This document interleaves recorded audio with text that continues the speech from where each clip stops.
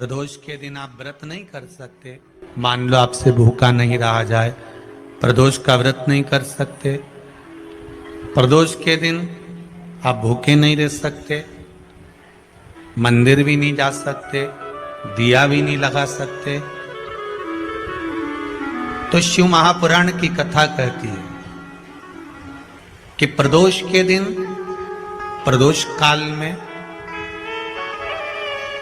अपने ही दरवाजे के पास देवाधिदेव महादेव का स्मरण कर लक्ष्मी की वृद्धि के लिए, कार्य सिद्धि के लिए, संपदा को प्राप्त करने के लिए आप अपने ही दरवाजे के पास में एक दीप लगा सकते हो। एक बात याद रखना, अगर किसी एग्जाम में बैठ रहे हो, बहुत बार बैठ चुके हो, नहीं हो रहा, तो कच्चे दूध में थोड़ी सी काली मिर्च को पीस कर डाल लीजिए। फिर काली मिर्च आ गई, ध्यान रखना। कच्चे दूध में थोड़ी सी काली मिर्ची को पीस कर डाल लीजिए। महाराज, थोड़ा सा कच्चा दूध बेलपत्री के पेड़ के नीचे समर्पित कर दीजिए, अपना नाम और गोत्र बोलकर। थोड़ा सा कच्चा दूध उसी में से शंकर भगवान को चढ़ा दीजिए। फिर एक कलश जल का साथ लेकर जाइए, जो शंकर भगवान पर जल चढ़ा कर आइए।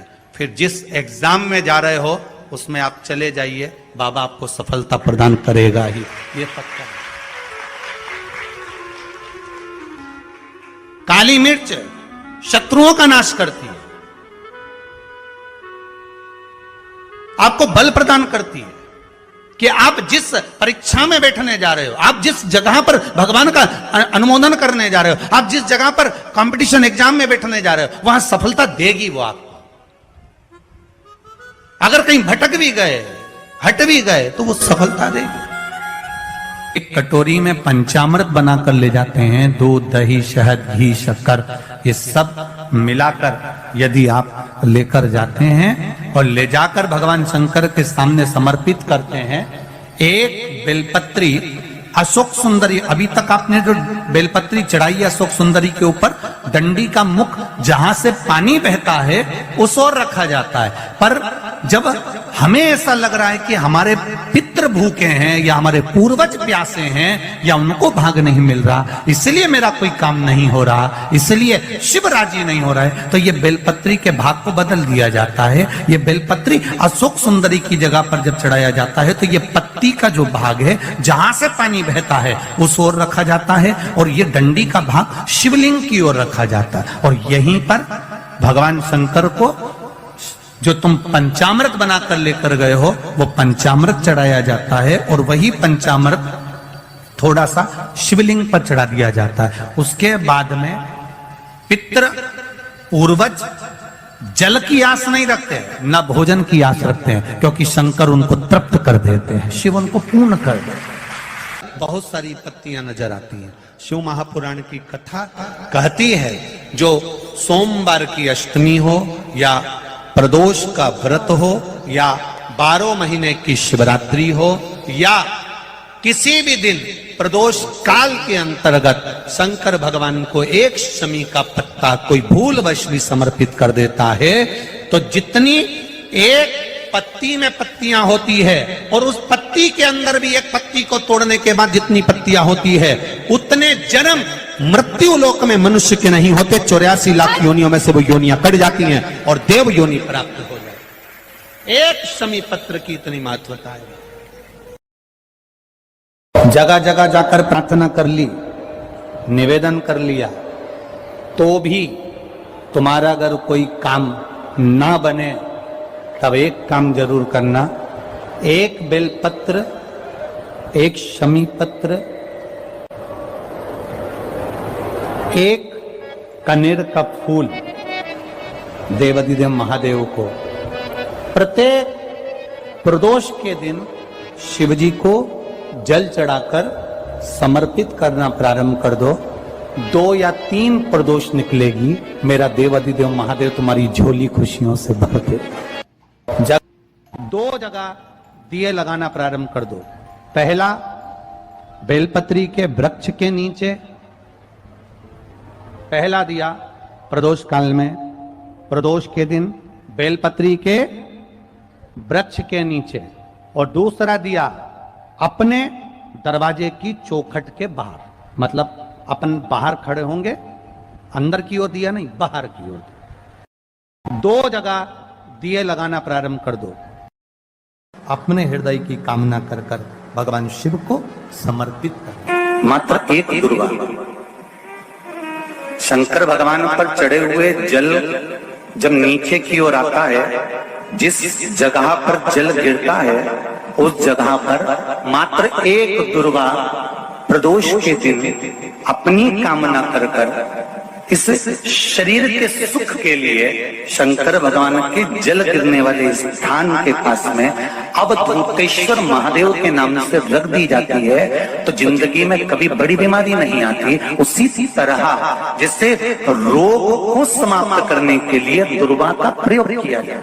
बहुत सारी पत्तियां नजर आती हैं। शिव में शांति बिल्कुल नहीं है, क्लेश बहुत ज्यादा है, बहुत ज्यादा तकलीफ। हमारे घर में कुछ न कुछ जरा सी बात पर विवाद होता ही है, तो प्रयास करिएगा कि आप काली तिल थोड़ी सी, एक काली मिर्ची और 7 लौंग, क्या क्या तिल चीजें हैं, काली तिल, काली मिर्ची, 7 लौंग, केवल ये हथेली में रखकर अपना नाम और गोत्र बोलकर अपने दरवाजे से बाहर निकलकर किसी भी शंकर के मंदिर को समर्पित करिए। शिव पे नहीं चढ़ाने दें तो शंकर की चौखट पर रखें। महाराज, घर में कभी क्लेश नहीं होगा, बिल्कुल शांति, सहजता, प्रेम, आपस।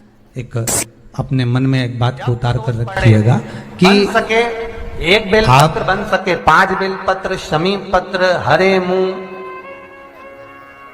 हरा मुंह बेलपत्र, एक कलश के अंदर थोड़ा सा पानी लेकर 1 बेलपत्र, हरा मूंग, शमी पत्र डालकर और उसमें थोड़ा सा गुड़ डालकर भगवान शिव का स्मरण कर कर प्रदोष काल में, मान लो कोई काम आपका बहुत जरूरी है, बहुत दिनों से अब थक गए हैं, नहीं हो रहा, कर्जा बढ़ रहा है, धन नहीं आ रहा, व्यापार नहीं चढ़ रहा, या कोई समस्या बहुत प्रबल है, कोई एग्जाम में बैठ रहे हो, नहीं हो रहा, परीक्षा भी दे दी है, रिजल्ट आने ही वाला है, तो भी प्रदोष काल में, प्रदोष के समय वो जल, मूंग, समीपत्र और बेलपत्र और गुड़ का शंकर के शिवलिंग को समर्पित करना प्रारंभ कर दो। 2 या 3 प्रदोष करोगे, बाबा आपकी मनोकामना शीघ्र पूर्ण कर देगा। फिर निवेदन करूंगा, 1 लोटा जल जो आप शंकर भगवान को चढ़ा रहे हो, मंदिर में जाकर प्रतिदिन 1 लोटा जल जो समर्पित कर रहे हो और उस जल को लाकर पूरे घर में छींट रहे हो या आचमन कर रहे हो, वो जल साधारण नहीं है, ना जाने कितनी औषधि का फल वो जल है। सारी समस्या का हल 1 लोटा जल, उसको भगवान पर चढ़ाई गई शमी पत्र, आस्तिक मुनि का नाम लेकर, कौन से मुनि?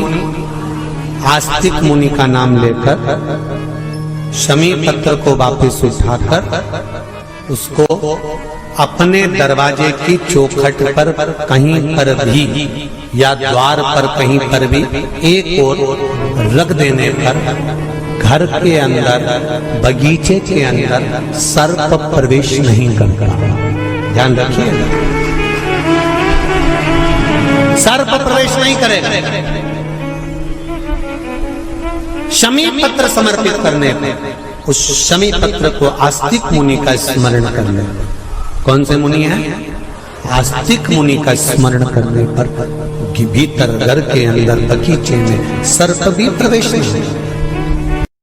शिव कथा कहती है, घर में अगर किसी को ज्यादा रोग सता रहा है, बीमारी बहुत ज्यादा हो गई है, वायरस ज्यादा लग गया है, वेंटिलेटर पर पड़ा है, तो एक प्रयास करना, समी का फूल, समी की पत्ती में, समी का वृक्ष में फूल लगता है, उस फूल को लाकर भगवान नीलकंठेश्वर महादेव के नाम से शंकर जी को चढ़ा दो और शंकर जी का नाम लेकर थोड़ा सा जल, जो व्यक्ति बीमार है, शिव पर चढ़ा हुआ जल नीलकंठेश्वर महादेव के नाम से उसके शरीर पर कहीं लगाओ, उससे उसको स्वस्थ होने में देरी नहीं लगेगी, वो स्वस्थ हो।